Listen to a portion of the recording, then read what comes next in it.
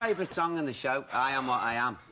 I Am What I Am. I sing very differently in the show than what I did here. Here was more showbiz. In the show, it's more of a kind of a determination. There's an anger behind it because he's been rejected by the boy that he raised as his son. I love that one. I also love Mascara at the beginning. How do you do... Now, this has always worried me when I've seen a car show. How do you put false eyelashes on while singing with no mirror? Let me tell you. Might be on me forehead. Let me tell you. The first time I did it, I picked him up, and I started to shake, and I'm like, oh no, it's never gonna go on. But for some reason, they go on. You just know where they are. I do have a small mirror there, but you put it on, do that, put it on, do that, and, you know, Bob's your uncle. You see, I've never been... I used to be like... and I just a bit... I'm putting lippy on while you're singing. You must have to time it. Well, no, I do this. I do a bit... There's a bit in the show that you do, and I put and I sing like that, because that's what you would do, isn't it? That's real life. So, but I'm loving it. I love that transformation on stage every night. You know, the audience gets to see me in frilly little panties and a corset. I don't know, but it's not. There was one night I came out and I took the robe off and sat down, and they all screamed, and I thought in my head, they're weird. And the thing is, if you lean forward, I really shouldn't be telling you this. If you lean forward enough in a corset, it actually makes you look like you have breasts. Oh, I know, because of the... The things that you do backstage before you go, hey, everybody, look at this. I must try it sometime. But the theatre you're in, they sold all the dressing rooms, didn't they? They did. Whoever bought the theatre before, you know, some show, I think it was the last owner, sold all the dressing rooms off upstairs, and now we're in the dregs of the basement. See, that's not There's no windows. No. You guys are looked after really well, but us backstage, I'm telling you, we're lucky if we get a biscuit. I know. They never have enough ladies loose. Exactly. Because in the days when the theatres were built, I don't think ladies ever went to the loo or something, because... That's why they all look so prim. Yeah. They always had male loos, but not for the never ladies. enough ladies. No. They should design a female loo where you can just stand up. They should! They have them in some foreign countries. In the Far East. And we'd rather not know about Have you never seen them? With a hole in the floor and two handles. No. Well, I haven't been in many ladies' loos in my time. You're too young. Thank you. Look, we've got a surprise for you now. What's Are you that? ready for this? This is you at the Opryland Resort. Watch this. No!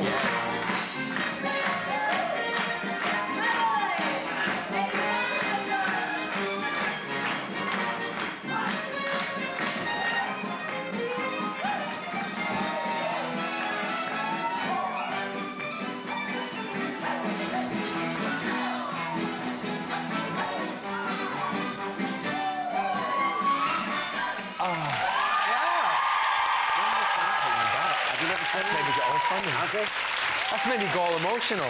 When was that?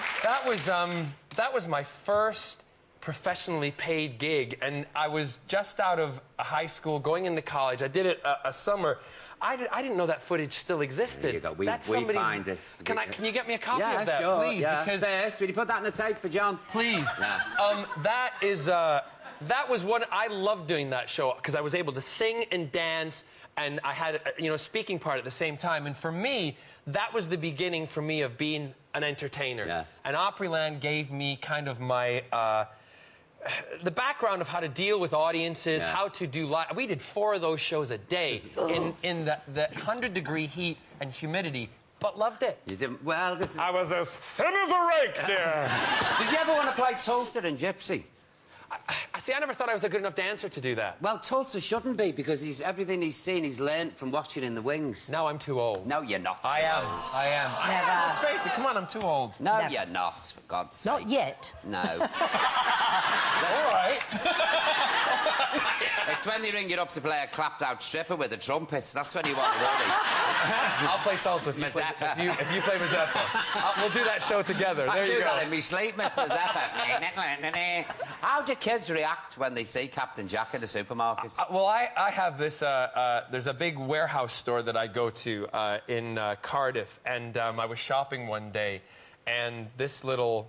It's really weird, because this little boy walked past me, and his mother came up to me and said, "Can you just take a moment and explain to him what Captain Jack is doing in this supermarket?" And I thought to myself, you know what? If kids see that, that's what they think. Yeah. So I turned to him and I went, "I'm undercover. The doctor has sent me here. There's a Cyberman somewhere in these aisles. And if you find him, I want you to tell me." Well, this little boy's face was like that. And he just looked around. And so I went, checked out, bought all my stuff. Even to the point he was watching me as I went to my car, and I'm loading my car, and he's getting put in his car seat. He never took his eyes off me to see if I was going to run or dart, because if I did, he was going to be right there and helping me. It was brilliant. And that, to me, everything that happens, and you know this, and you know this, everything that happens to you in success and things that go really well, those moments are the moments that make you go, that's what it's all about. That's better than any paycheck. That's better than watching yourself on any TV show, to have that kind of reaction from some child like that. Do you know what I did to a child in Marks when I was in Chissy Chissy Bang Bang? I dread to think. It was before the matinee, June, so I wasn't in my best. You know what I mean? I'm there like Gollum in the queue. And this mother said to her child, "There's the child catcher." This kid had hysterics, screamed the place down. And instead of me going over and saying, "I'm only acting," I went... And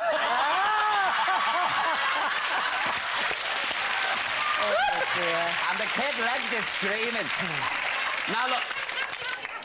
have you added to this book? You have, haven't you? No, this is the first book. Is the autobiography. This is the second one. Oh, you're busy. Yeah, but I've kind of done what you've done. Yeah, because I love that. I've done it in stages, and this is the last 3 years, so you get an insight to all of the judging shows that I've been on. A little bit of scandal in some of them. Wow. You also get insight to, you know, I had a lot of response from people writing to me about things I've done that have changed their lives or helped their lives, and I've put a lot of that into the book. There's stories, there's things about the Nancys, the Marias, the Josephs, Lloyd Webber, Cameron McIntosh, there's stuff about David Tennant, Doctor Who, Captain Jack. It's more up to date, and also when the paperback comes out, I'm going to put a new chapter in about Lacage. Yeah. So, good idea. A lot of the women that you grew up with, my gran, who we call Mern, and I talk about in the book, exactly the same. I had all these strong, my Gran Emily, all these strong female figures around me that just kind of you looked up to and you didn't dare cross. What? Exactly. No. Total respect. There's a story in there, my Mern, we were going to the airport and we were late, and this was in the day that airlines used to hold the flights for you. And my dad put... my grandma was in a wheelchair, and she was in the front, and we're all running. And my dad, in order so they couldn't close the gate, shoved my gran in the wheelchair and pushed her towards the gate at the flight attendant. And my gran, all you had was, "Oh, dear God!"